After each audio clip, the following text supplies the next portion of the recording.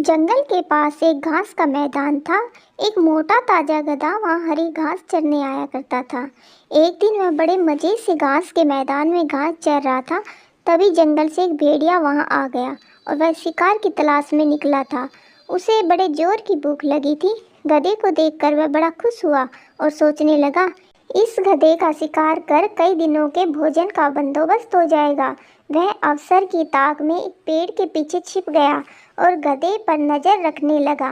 घास चरते गधे ने उसे देख लिया और वह समझ गया था कि ये भेड़िया उसे मारने की फिराक में है।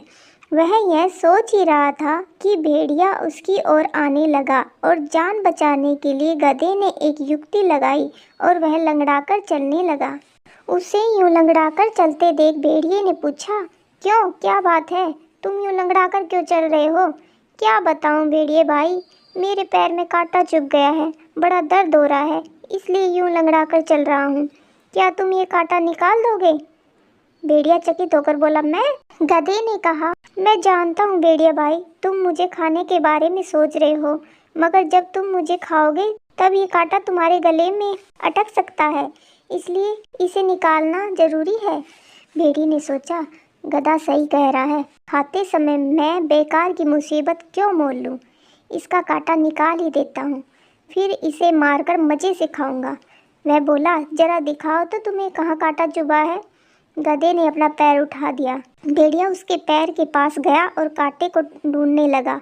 जब गधे ने देखा कि भेड़िए का ध्यान पूरी तरह उसके पैर पर है तो उसने एक तो जोरदार दुलत्ती उसको मार दी। भेड़िया दूर जाकर गिरा, उसका सिर चकरा गया।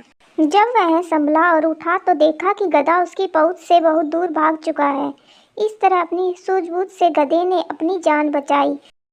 भेड़िया सोचने लगा, जो काम मेरा नहीं बल्कि डॉक्टर का था, अर्थात कांटा निकालने का काम उसे करने के चक्कर में मैंने दुलत्ती भी खाई और अपने शिकारी से हाथ भी धो बैठा।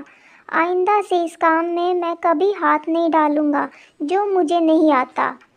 इससे हमें यह शिक्षा मिलती है कि विपत्ति के समय सूझबूझ से काम लेना चाहिए। जो काम अपना नहीं है उसमें ज़बरदस्ती दखल अंदाजी नहीं करनी चाहिए। Please subscribe.